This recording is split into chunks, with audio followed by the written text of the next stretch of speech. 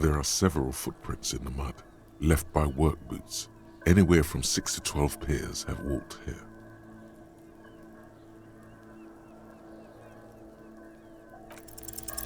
Eight pairs of boots have shuffled back and forth in the mud. Where else have we seen a gang of men in work boots? That's right, the hardy boys in the mess hall of whirling in rags. 1. Standard work boot. Steel reinforced toes. Number 46. Just like Titus was wearing in his booth. This is the big dick, Titus Hardy, the one with the ball cap on his head.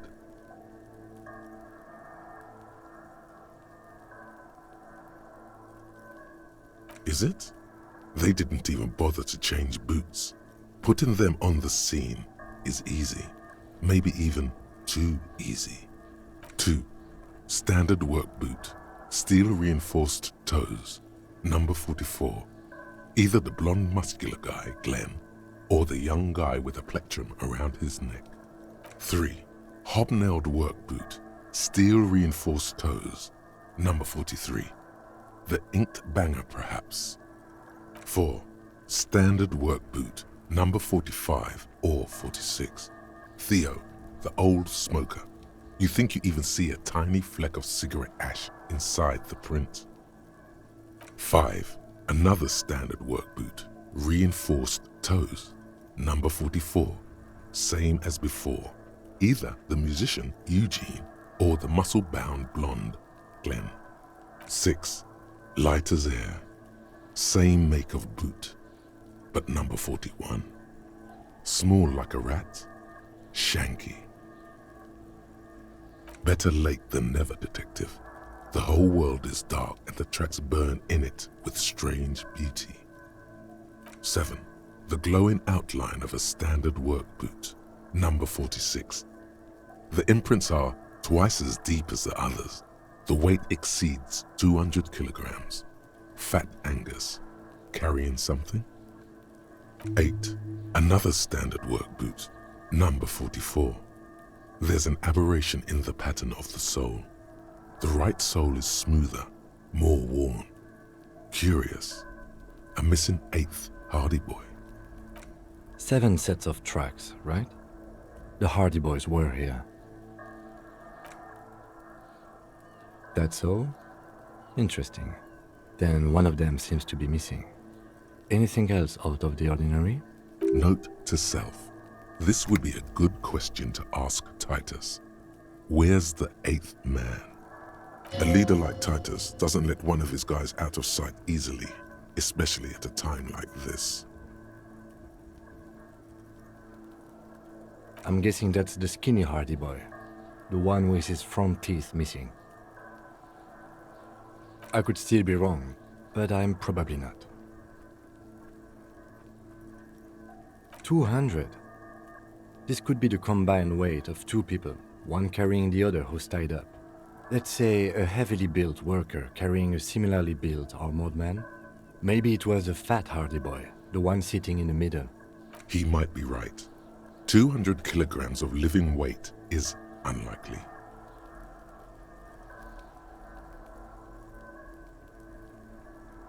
Possibly, yes.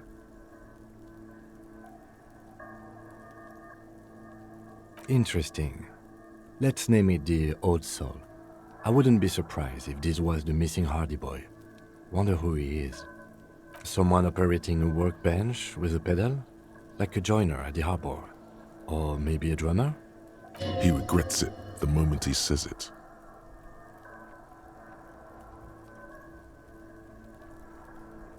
No, it's not. Forget I said it. We are not looking for a drummer. Perhaps it could be a driver. A driver would wear out the right shoe before the left. The accelerator is on the right.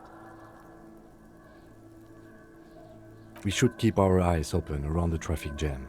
See whether anyone strikes out as a potential suspect. Seems prudent, no?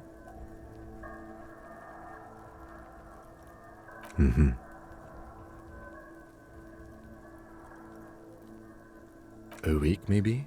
7 days would fit the time frame provided to us by the caller, who reported the hanging.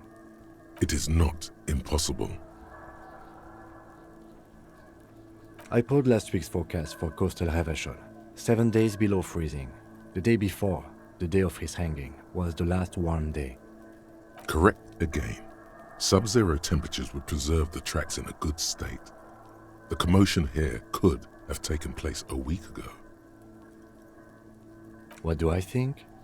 A mob of people brought something heavy to the tree. One of them was carrying the victim. They shuffled around, especially under the tree. Then, after hoisting him up, they stood in a semicircle facing his direction. At first glance, this appears to be a lynching. Indeed. They all stood in a row here and looked at the tree. So far, so good. Only one thing missing. Of course, there were 8 tracks, but there are only 7 Hardy Boys. There's one pair missing from the Union box, the 8th pair. I'm going to say it was our old soul.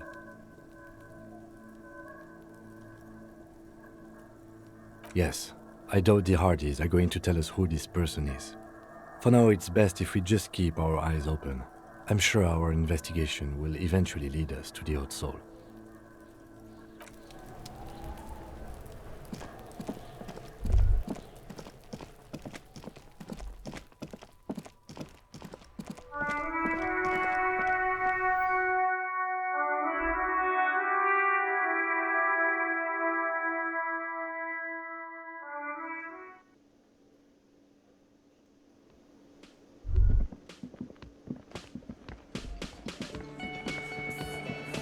Looks like the circus left town, but the clowns are still here.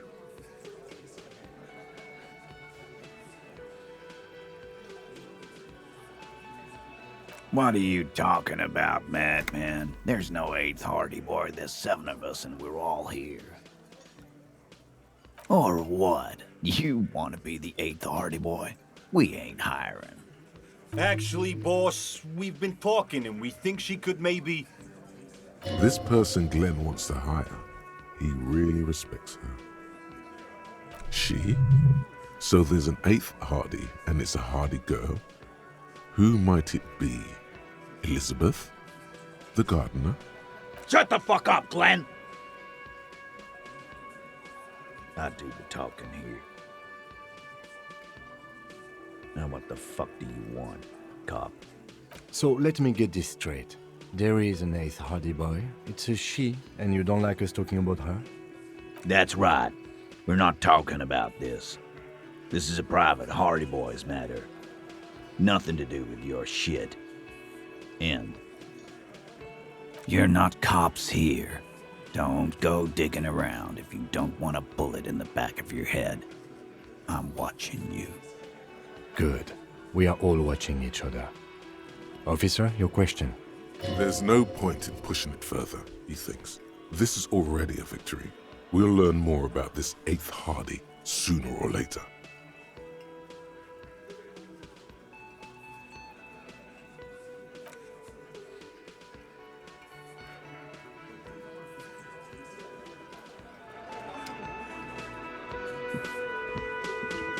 I've got nothing to say to you. Why are you wasting your time? I am not. You could be Liz. You could be anything. You could even be a model. Even a mod? Glenn, I went to law school. I am an attorney. He's right. With a face like that, she could be on the cover of Le Debutante International.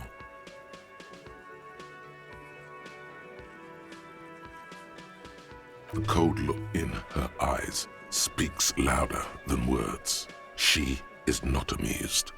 It's not her. She's not a Hardy girl. Definitely.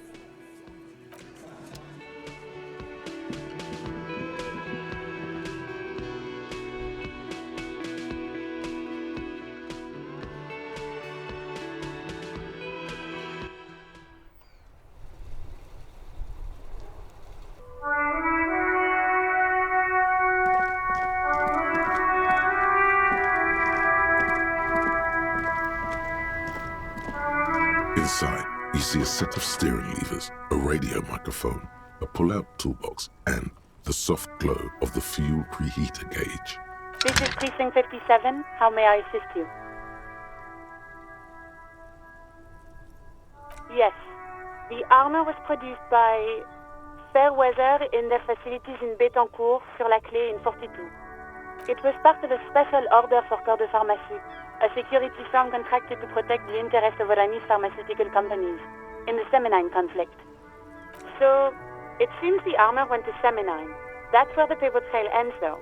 Even the firm has proven difficult to track. Corps de Pharmacie has been renamed several times over in the years since the armor was issued.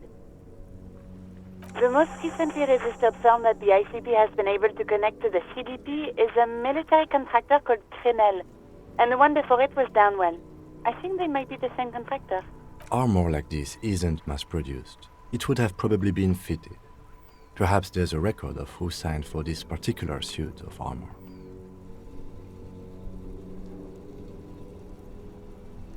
Hard to say.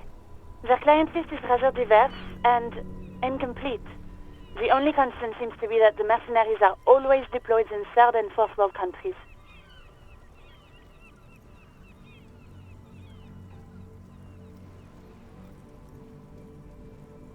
Yes, but the ICP tends to be reluctant to share private sector records. I could try to talk them into it, though. This is a fun challenge for her, an opportunity to contribute beyond doing her job by rote. She'll gladly put in the extra effort for Team RCM.